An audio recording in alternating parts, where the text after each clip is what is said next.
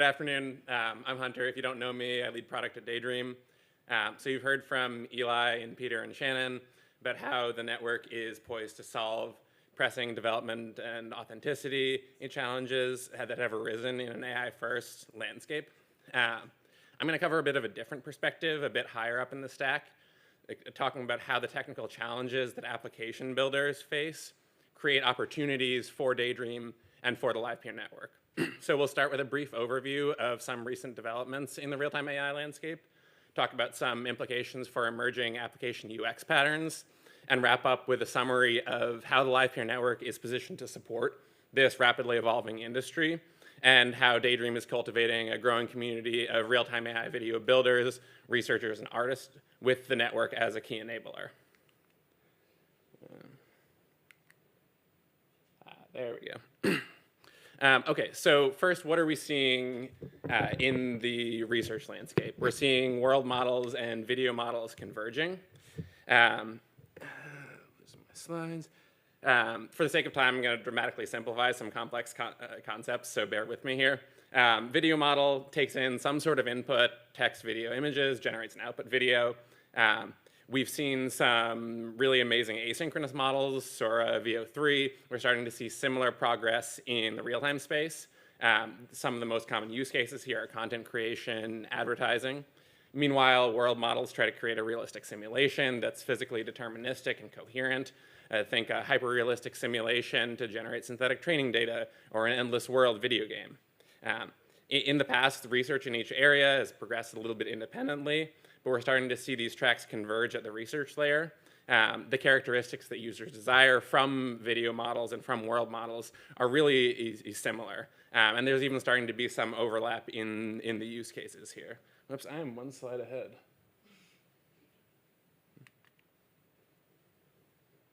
There we go.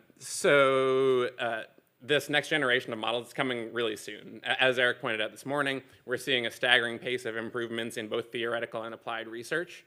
How does this show up for, how does this actually show up for end users and application developers? First, we'll see workflows that are highly controllable. They will process input in real time. They will adjust workflow behavior as the builder or user desires. Second, we'll see high quality output, whether it's like cartoons, hyper-realistic or surrealistic. We'll see improvements to quality and consistency. And finally, we'll see workflows that understand and persist physical space. So whether you're creating a video or a video game, it's important that like what you see stays in the same place. If there's a wall in front of you, there needs to still be a wall in front of you the next time you turn around. So let's move a little farther up the stack now. App builders are entering an era that's going to place a premium on UX. Models themselves are becoming increasingly commoditized, but controllability is a complex and multidimensional challenge at all layers of the stack. And ultimately, builders can create differentiation the same way they always have by deeply understanding users and giving them a great experience to create the output that they are looking for. So real-time AI workflows are really complex beasts. You can get a wide variety of results depending on how they're composed. And the key UX challenge at hand here is how a user can get the results that they want for their specific goals. So what does this actually look like farther down in the stack? What supports this? Great UX relies on great infrastructure. And in this case, I think there are a few pillars that support the UX necessary for applications that are based on mainstream video world models. The three components here that I think are quite important are control surface. So you can think of this as the UI, what's actually exposed to users, how they actually interact with an underlying workflow. Action latency, so how fast the output responds to an action. If you've ever played a video game on a cloud gaming service, you know it's incredibly frustrating when you try to do something and there's a lag and the output only changes 3 seconds later, and by then you've crashed into a wall. So that's what we mean by when we say action latency. And finally, there's composability. Small changes to how a workflow is constructed and composed can have really, really big changes in the resulting output. And this is going to be quite important for tailoring to a use case. So we've seen a lot of words. Let's look at some videos and see what this actually looks like in practice. And let's hope the video plays.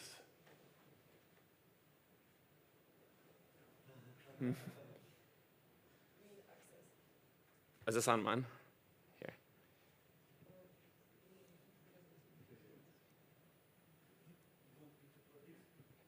Here, I can, if there are share requests coming in, there we go. Okay, so you may have seen this video this morning from Eric. This is a slightly different flavor of it.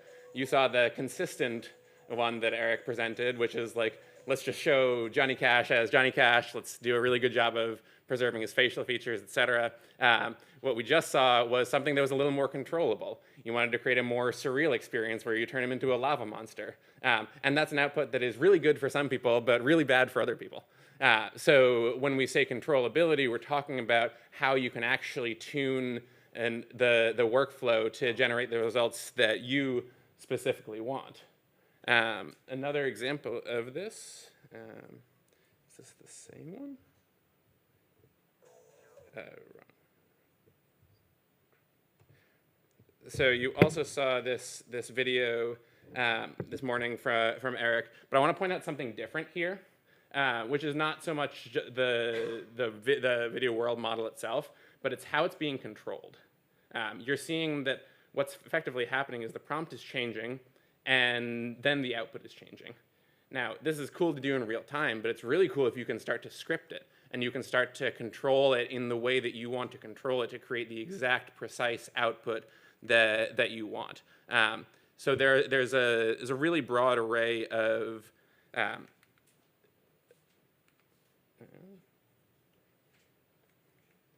the lag you were talking about? there we go. It's terrible action latency. All right.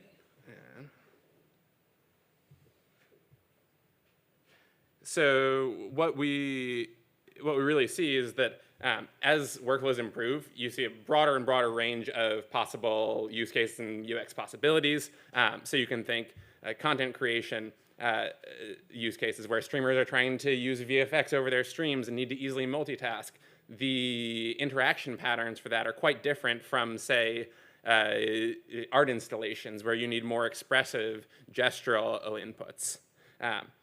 If we zoom out a bit, we see that we're at the beginning of a big change in how video is created and consumed. We're seeing brand new UX patterns emerge for video and world models. You're seeing gestural computing, EEG caps. Human-computer interaction is about to get really, really weird, and these sorts of workflows are at the center of it. Through these UX patterns and the power of the underlying models, we're starting to see the lines between creation and consumption blur, and we'll see users creating highly personalized one-of-one experiences, as well as mass co-creation experiences like the recent collaboration between Daydream and the Burning Man webcast team, which allowed users to vote on a visual style of the underlying live stream. And lastly, we're seeing a continued increase in the standards that users have for online video. More and more of the world's video has moved online, and more pressure is being put on providers. And so especially when it comes to controllability, the expectations that we have are really, really quite high. What we tend to see is that major technological changes and brand new consumer application categories create opportunities for new market leaders to emerge.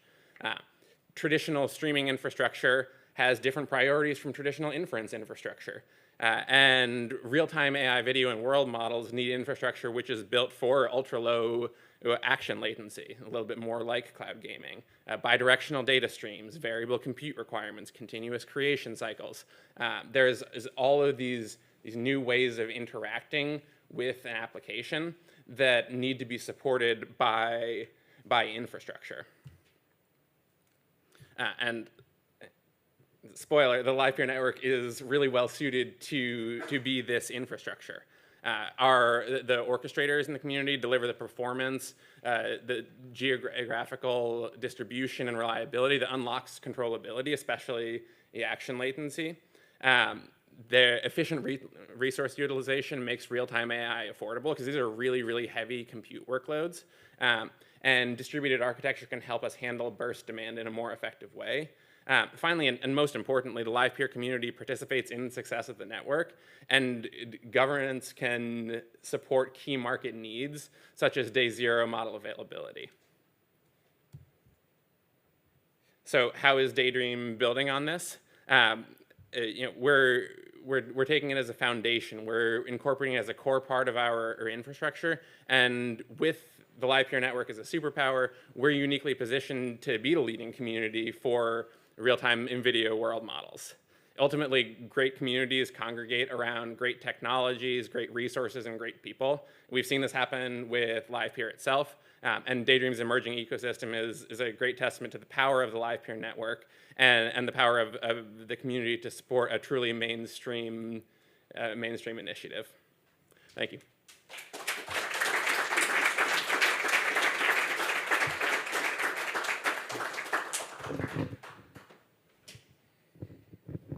Thank you, Hunter. Same.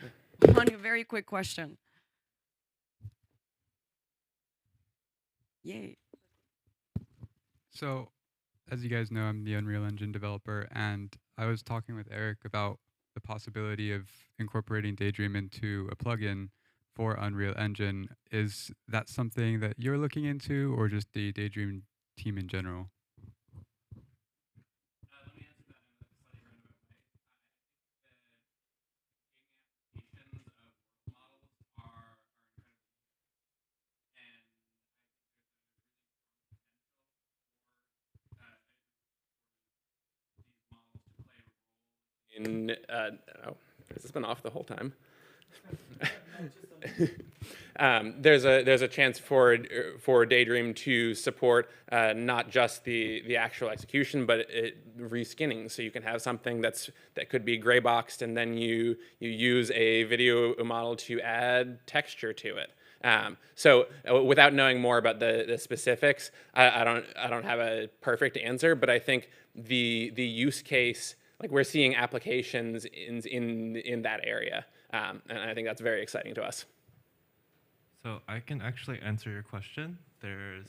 I'm part of managing the Discord of Daydream, and there's actually a user who recently uploaded a video of him creating an Unreal Engine character and a world, and he just piped that into Daydream, changed it into Spider-Man, and it worked pretty well and looked pretty cool. So it's definitely an interest, and I think people are looking into it, and yeah, exactly what Hunter said.